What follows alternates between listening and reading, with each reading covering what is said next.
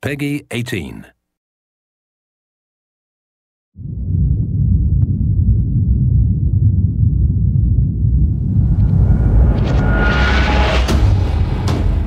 Hey everybody, Zachary Levi here. Over the last few months, we've brought you exclusive behind-the-scenes looks at the final hours of development of Tomb Raider. You've seen Camilla recording her last few lines, Rihanna musing her last few words, and Jason completing the last few notes of the score. As those key pieces lock into place, it's time to reveal one of the last portions of the game, and a team that's been shrouded in secrecy for 2 years. We're here in the beautiful and freezing Montreal, Canada, to bring you the final hours of Tomb Raider Multiplayer Edition. These are the final hours of Tomb Raider. Welcome to yet another world-class studio in the Square Enix portfolio, Eidos Montreal, home of the multi-award-winning game Deus Ex. Locked away in one of the far corners of the studio is a team of experienced, passionate professionals who have been specially brought together to create the first ever multiplayer component to the Tomb Raider universe. Let's meet the team behind the vision, direction, and decisions, and hopefully get a chance to play a few rounds. Here we are at Eidos Montreal. Before we get into why we're here, Carl, you now have an amazing stash, my friend. What is the impetus behind this? As a studio, we've been participating in Movember. A good friend of mine, JJ Owens, works for Movember in LA. And we set up the gaming challenge, and we brought studios from all around the world together. And I think so far we've raised somewhere in the region of $140,000, $150,000. Well done. Been a big success, although my wife doesn't necessarily always approve. She hates it? Oh, my wife wakes up in the morning. She says that she hates it. She secretly loves it.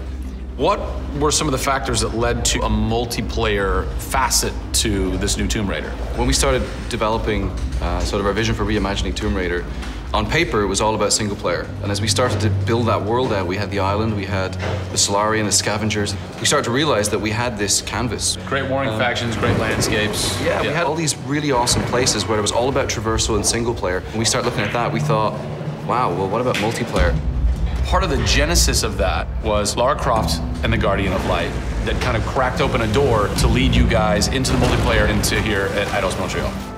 Guardian of Light was a downloadable, a smaller scale project, and that allowed us to sort of take the risks that we wouldn't necessarily take on a full-blown project. Guardian of Light was our Pixar short. It's the idea that whilst you're building your big project, you're always thinking about that next thing, but also allowed us to be able to start understanding co-oping and networking. It was a game that actually brought Tomb Raider fans together for one of the very first times. You hear them in their ear and they were having fun. And as a result of that, that led to us thinking about multiplayer. Hopefully our single-player experience we're delivering is a very sort of single-player, solitary, immersive type of experience. But at the same time, we believed tomb raiding together with friends would be fun. Tomb raiding, I think that's the first time I've ever heard that term. I like that. It's fun.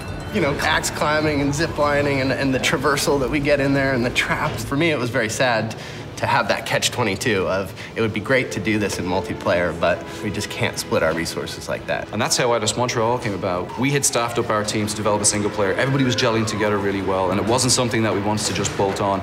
We always said if we were going to do it, we're going to do it right.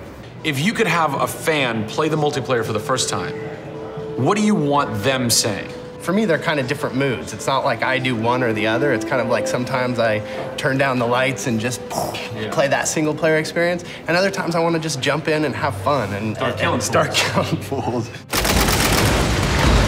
Joe Curry, producer of multiplayer on Tomb Raider. It's the first time Tomb Raider has ever incorporated multiplayer, and you're in charge of that. Yeah. What's running through your mind when you get that call? Well, first off, exciting, right? I mean, we're all huge fans of Tomb Raider on the team. I mean, we grew up with Lara Croft.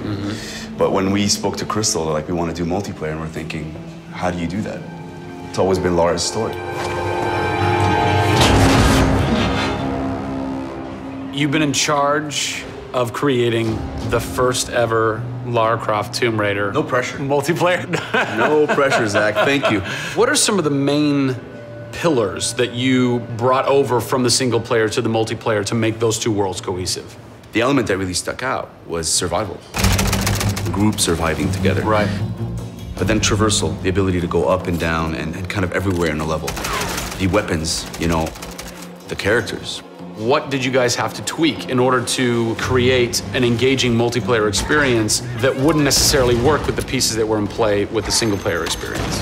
One example is the bow. Especially in the reboot, it's so iconic that we had to make it work for multiplayer. You have a certain forgiveness when you play single player. Multiplayer, players expect snappiness. I shoot you, I expect you to go down, or you can just do what I do, which is take out the biggest gun and just run for them and shoot them out. The environment itself can be a threat.